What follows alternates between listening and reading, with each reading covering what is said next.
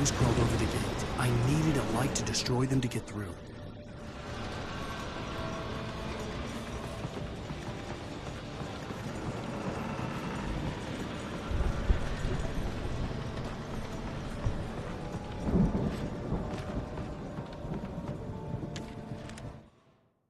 Agent Nightingale stared at the passed-out rider. The man was sleeping off one hell of a night. Nightingale felt a stab of envy at Wake's oblivion, but he had a job to do. He put the gun to Wake's head and almost became a murderer. His hand shook and his throat felt tight and dry. Biting his teeth, he tried again to pull the trigger. He lost the nerve. Wake stirred. Nightingale would have to settle for an arrest.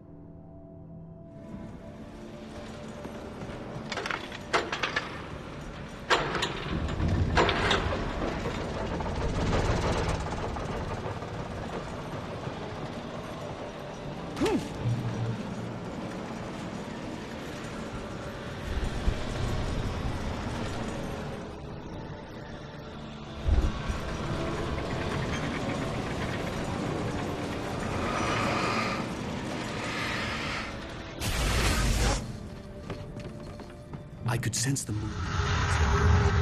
And here the player gets the light back to basics. A good boost, as you know, blinds the enemies and slows them down, and that's the only way to survive through this situation. You still need a weapon to be able to defeat them, so the only option is to continue running.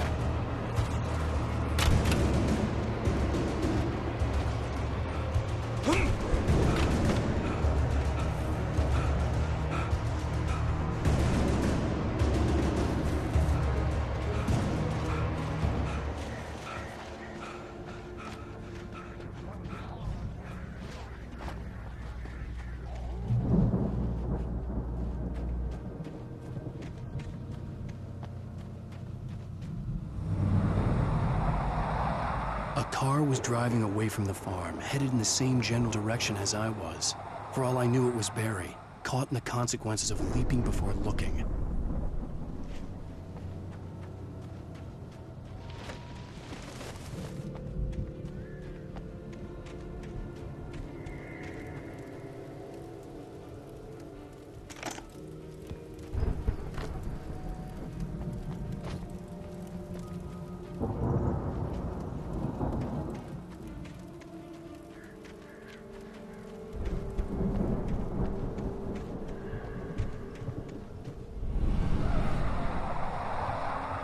The car was heading for the cabin up ahead. It wasn't far. If it was Barry, I would see the damage soon.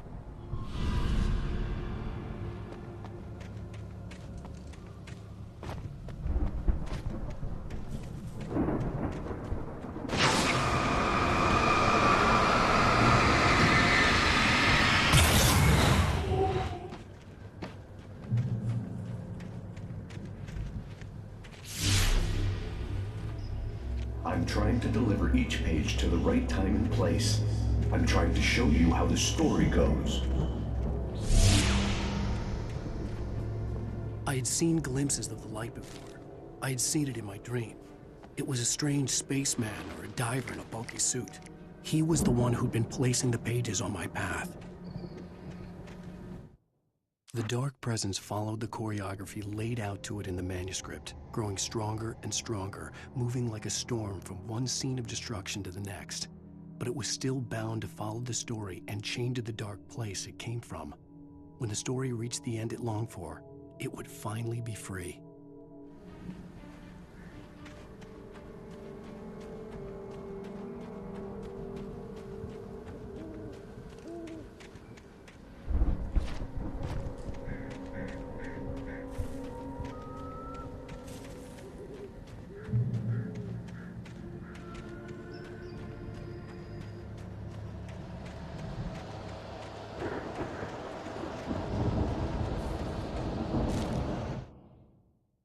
The storm raged on as the Anderson brothers walked unsteadily away from the clinic with the other patients in tow, knowing that this time they wouldn't return.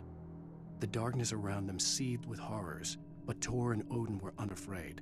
Their eyes glinted with guile. They knew every secret path, and there was blood on their hands. They had fought these shades before.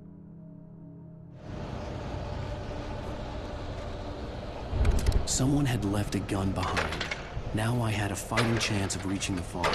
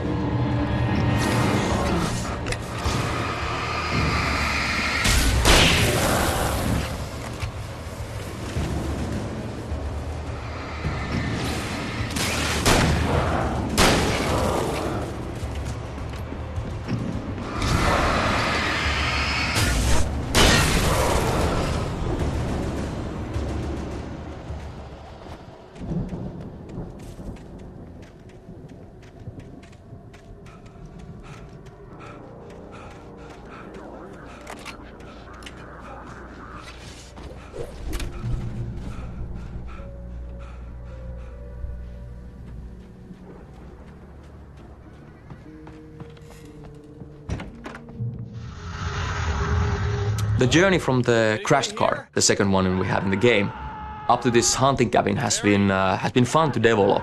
It was really cool to see different things, try different things that work out with Wake being very vulnerable. Originally, we tried giving Wake just less ammunition, less batteries. Then we took the revolver away for quite a long time. And in this final version, you actually start the whole journey without any kind of light source either. The front door was locked.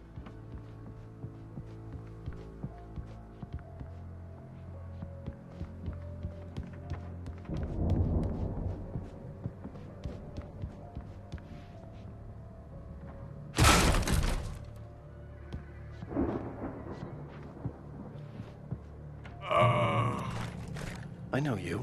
You were in jail the other day. I went to the farm again for the moonshine, you know? It makes you see. They're not gonna miss it. They're in the loony bin. But my buddy, Danny, I lost him. Something's gone wrong with him. It's not him.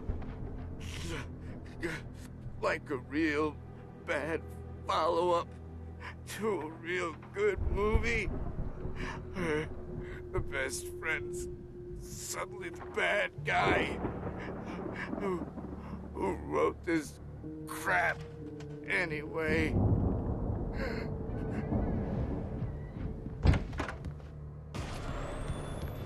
I've run through every possible course in my head. If I continue like the Dark Presence wants me to, the story I'm writing won't save Alice. It's a horror story, and it's going to kill her, and me, and everybody in this town. No one will survive. Darkness will consume everything. This is what it's wanted all along. It will be free, unstoppable. It used Alice to get to me, dangled her in front of me to keep me going. It was never going to release her. I'm going to change this. I'll escape. I've written myself into this story. I'm now the protagonist. This feels like a terrible risk, but it's the only way to save Alice. I'll be bound by the events of the story just as much as anyone else who's been woven into it. The story must stay true for this to work. There have to be victims along the way, near escapes, cliffhangers. In a horror story, it can't be certain that the hero will succeed or even survive. He almost has to die. I'll write my own escape into the story next. I need help. Zane's going to be the one who will help me. I'll make it happen.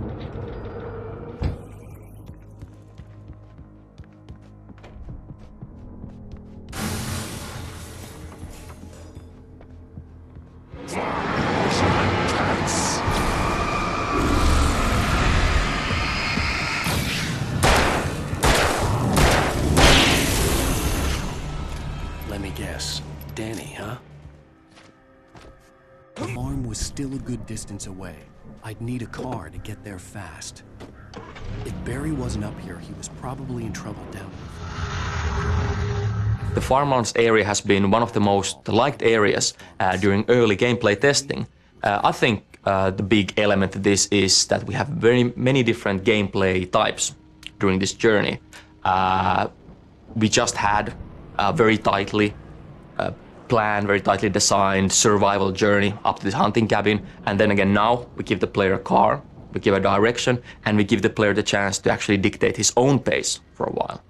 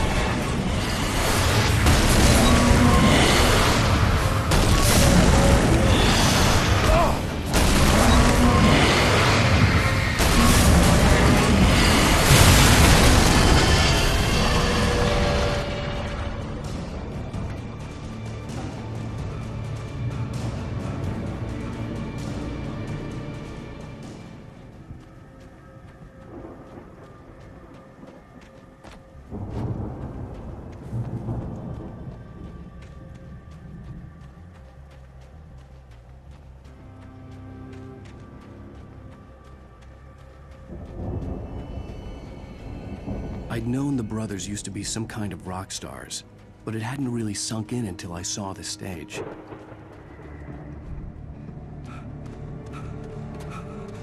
Al! Run! Incoming! There's too many of them!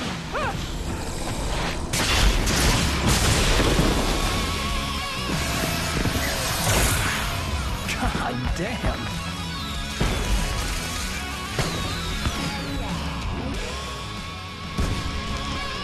I'm so glad you decided to go it alone, Mr. Bronson.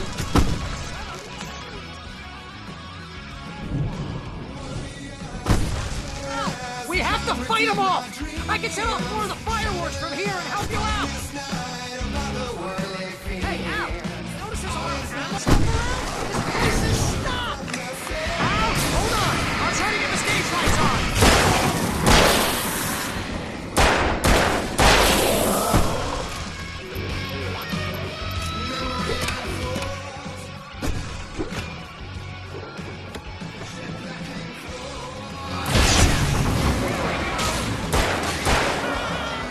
Wheeler to the rescue!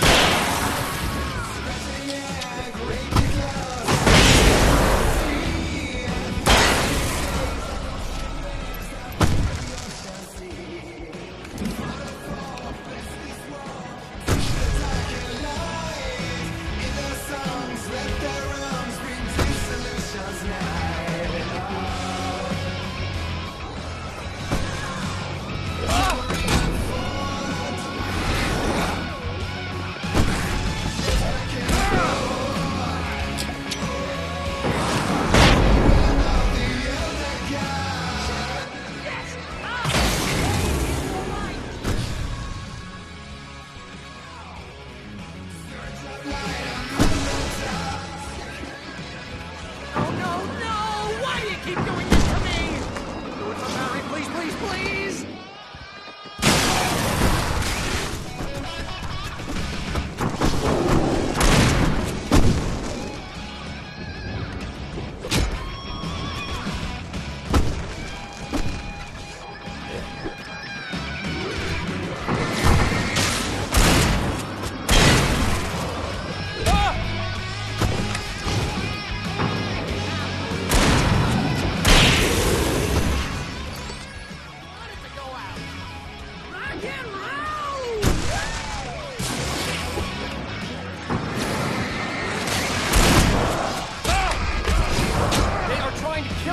That's the high point of my life?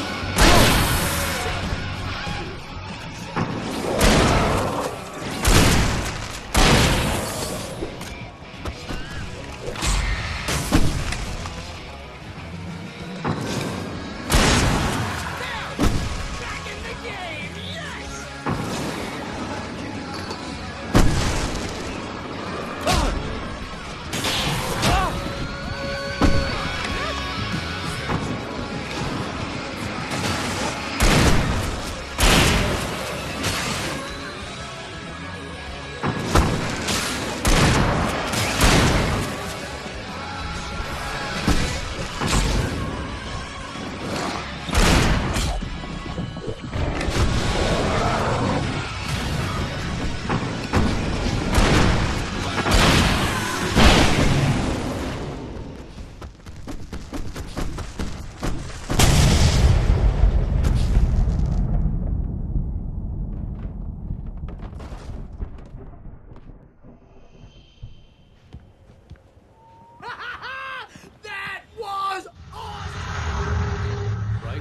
Children of the Elder God, what a great song to kick ass to. I think the whole stage fight sequence is going to be one of the most memorable moments for a lot of people, simply because it's just such a ridiculous action-packed sequence. The music is actually by the band Poets of the Fall, who have a long history of collaboration with Remedy. We kind of wanted this to sound like 70s heavy rock, and I think they did a fantastic job of that, and from what I hear, they had a good time doing that too. They also did the other song that you hear a little bit later at the farmhouse, The Poet and the Muse, and that's of course a more of a ballad, but you know, still a very nice song. The lyrics of both songs are actually based on poems by our lead writer Sam Lake. Hey, Al! This way to the farm!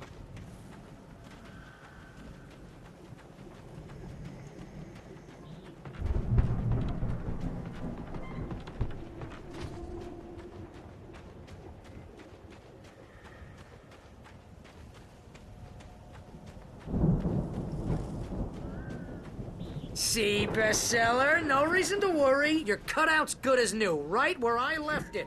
I'll come back for it once we have the place secured. Yeah, that's been my biggest worry all this time.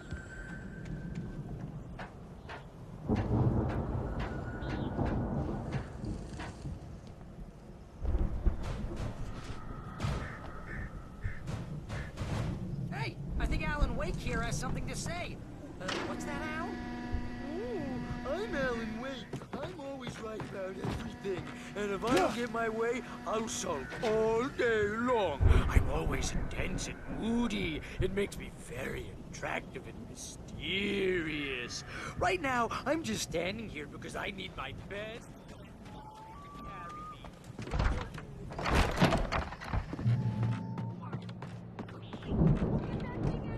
They really went all out with this Viking crap, didn't they? Look at all this stuff. They must have done okay for themselves. So I've never heard of these guys before. And this from the guy who learned about Ozzy Osbourne through reality TV?